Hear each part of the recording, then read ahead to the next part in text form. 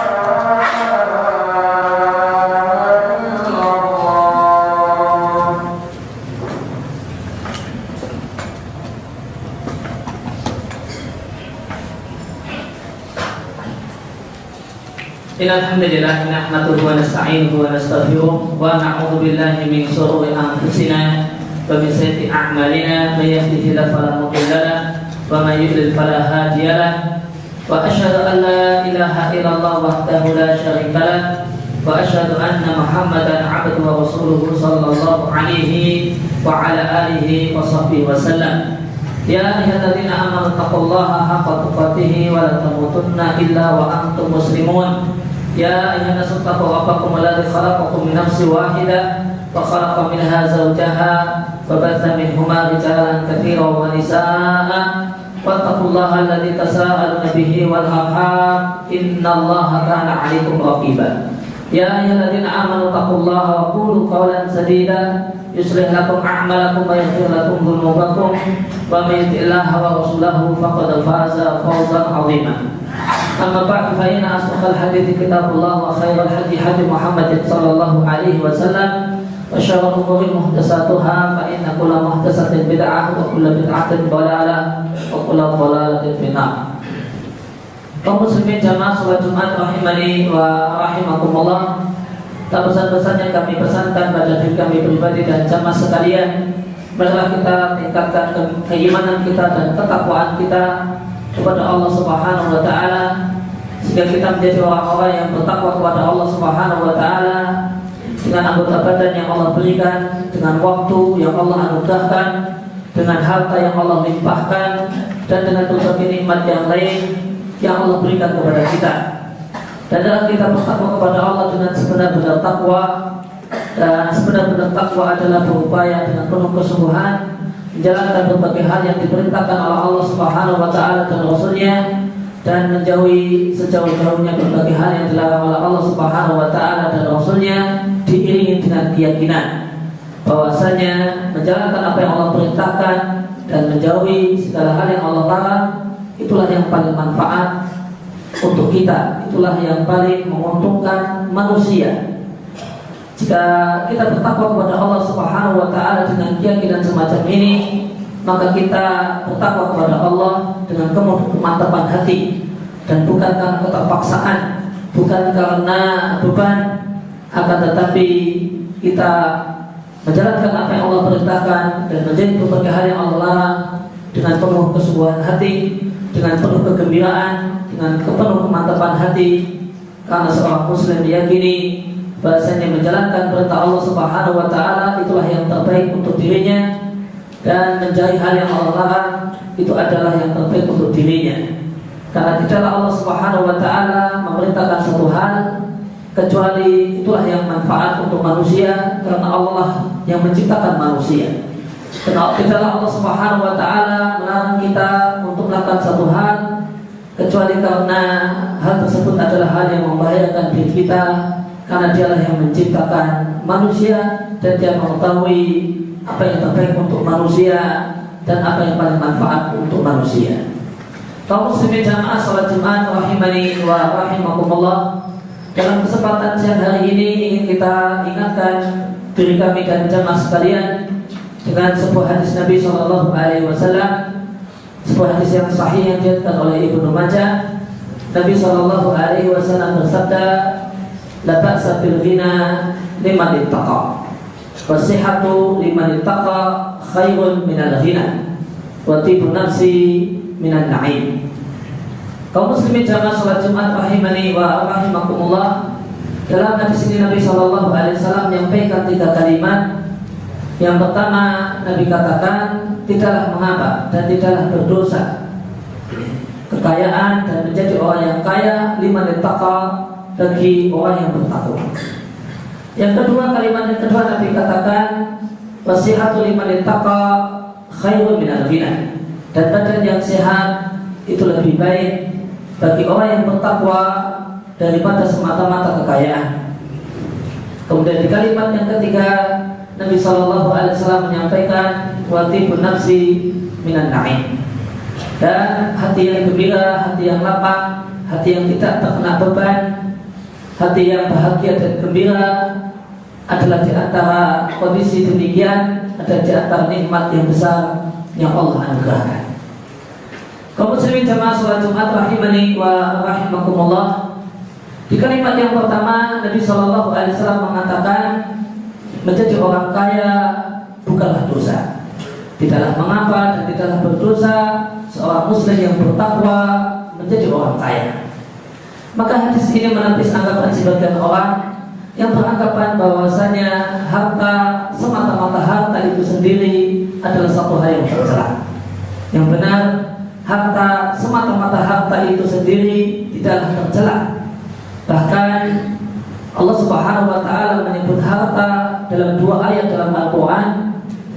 Di antaranya satu di surat Al-Baqarah dan satu di surat Al-Adiyah. Allah sebut harta dengan sebutan khairun, dengan sebutan kebaikan.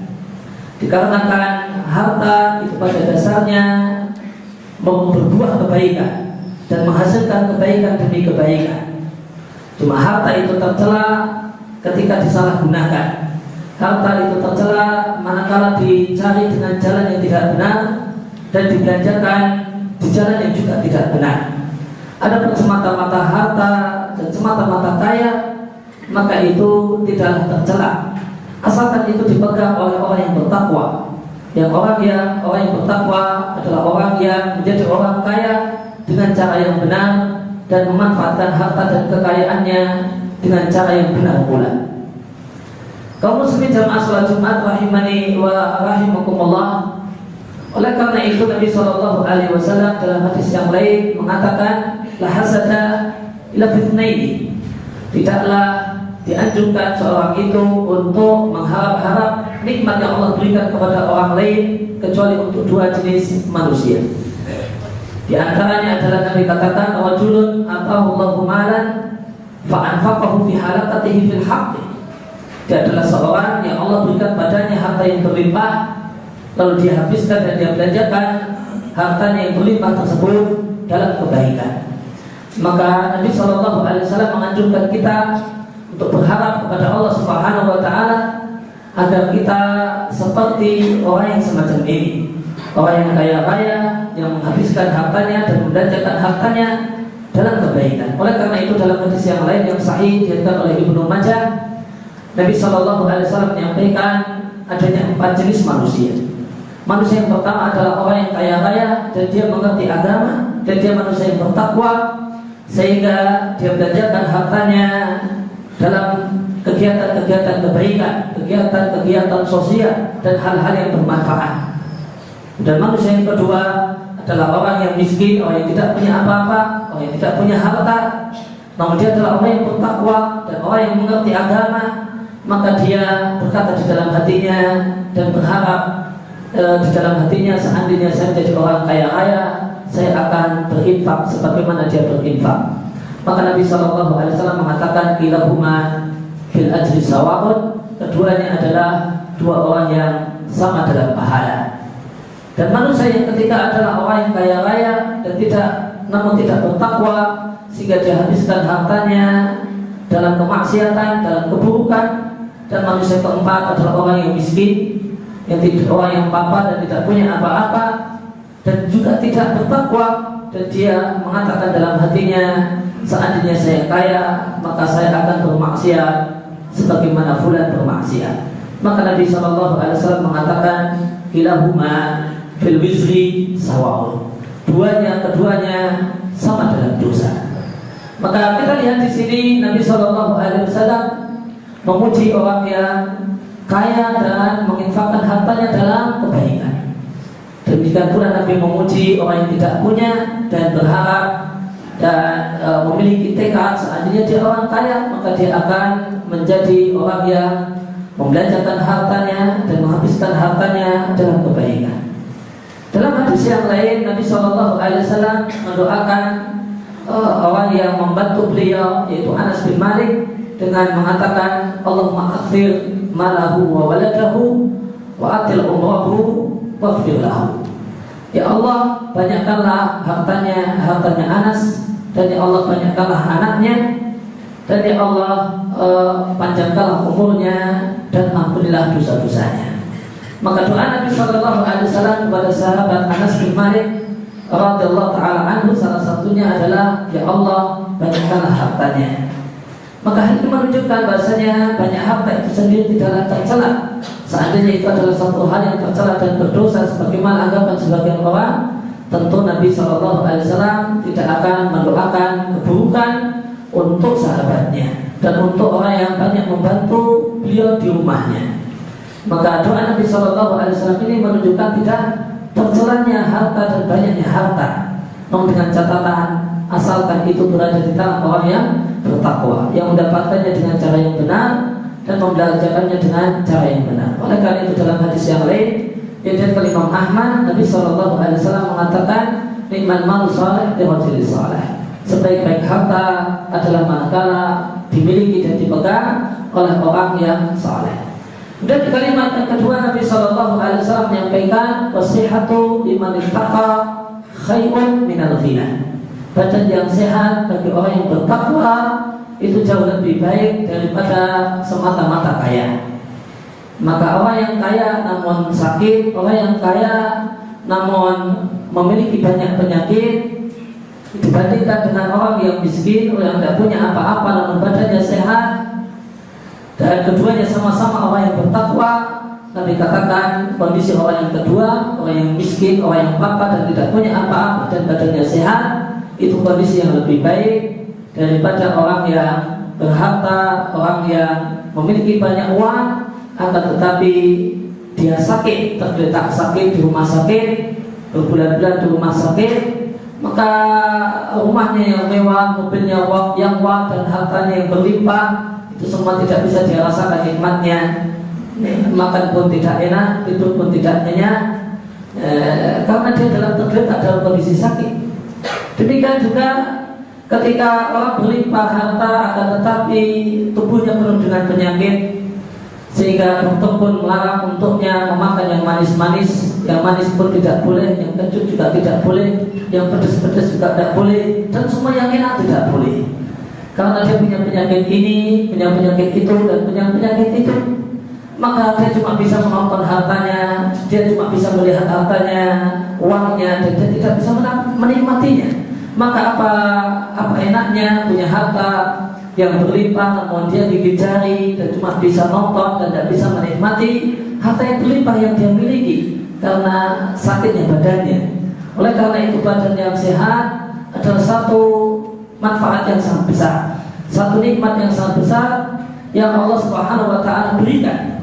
Oleh karena itu satu hari paman Nabi Al-Abbas bin Abdul Muttalib datang menemui keponakannya Rasulullah Sallallahu Alaihi Wasallam dan mengatakan, ajarilah aku satu doa. Maka Nabi Sallallahu Alaihi Wasallam mengatakan, sallallahu al-afiyah di dunia wal akhirah. Hendaklah engkau meminta kepada Allah Subhanahu Wa Taala afiyah di dunia dan di akhirat. Hendaklah engkau meminta kepada Allah keselamatan badan, keselamatan harta, keselamatan badan dari penyakit, keselamatan harta dari kerusakan, dan keselamatan agama dari kesesatan di dunia dan di akhirat. Maka esok harinya Al-Abbas pun datang kembali menemui Nabi Sallallahu Alaihi Wasallam dan bertanya dengan pertanyaan yang sama dan dijawab Nabi dengan jawaban yang sama. Dan di hari yang ketiga Al-Abbas datang kepada Nabi dan bertanya dengan pertanyaan yang sama dan Nabi jawab dengan jawaban yang sama. Mintalah kepada Allah al-afiyah, keselamatan dengan segala bentuknya. Keselamatan harta, keselamatan agama, keselamatan badan, keselamatan anak dan keluarga dari segala macam keburukan di dunia dan di akhirat.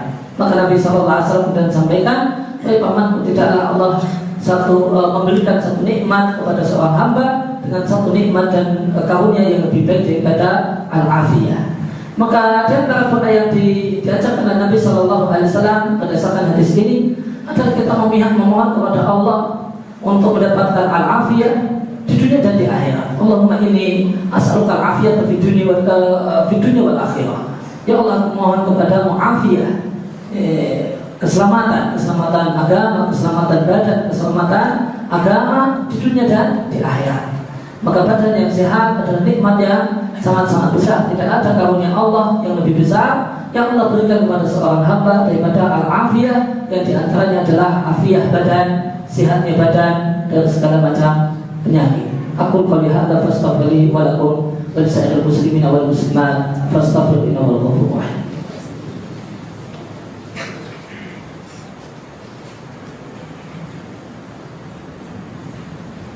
Alhamdulillahilladzi hadana li hadza wa ma kunna linahtadiya laula an hadana Allah. Laqad ja'at rusulu rabbina bil haqq wa nutu antum jannatu urithumuha bima kuntum ta'malun. Wa asyhadu an la ilaha illallah wahdahu la syarika lah wa asyhadu anna Muhammadan 'abduhu wa rasuluhu sallallahu alaihi wa ala alihi wa sahbihi wa sallam. Amma ba'd.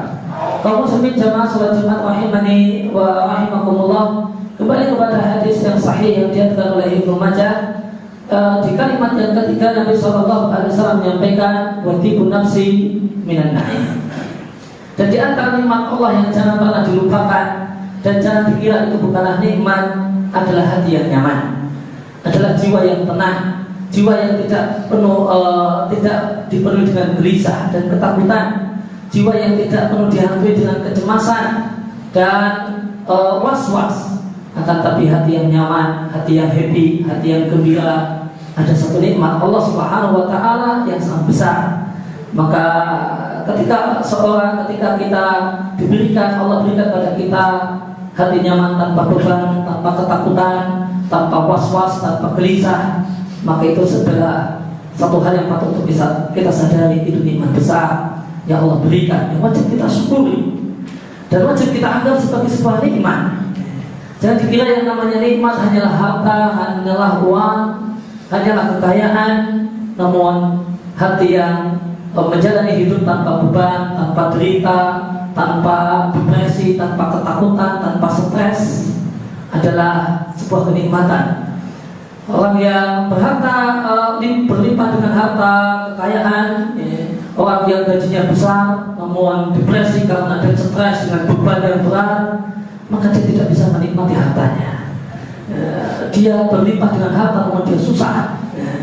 Dia berlimpah dengan kecukupan namun dia menderita. Namun orang yang hatinya nyaman, hatinya tenang, tanpa beban, tanpa cemas, tanpa ketakutan, maka dia adalah orang yang sangat-sangat berbahagia. Bahkan itulah kunci bahagia. Kunci bahagia terletak pada manakala hati itu tenang, hati itu nyaman. Oleh karena itu, maka Nabi SAW menyampaikan dalam sebuah hadis yang derajatnya hasan diriwayatkan oleh Tirmidzi.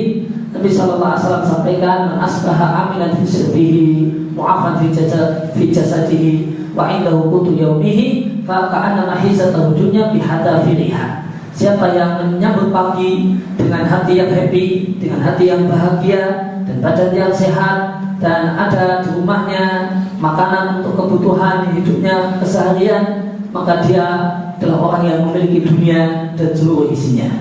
Maka dialah orang yang berbahagia, maka dialah raja dunia. Itulah orang yang hatinya bahagia, hatinya tenang, hatinya tanpa beban, tanpa kecemasan, tanpa ketakutan, ditambah lagi badan yang sehat.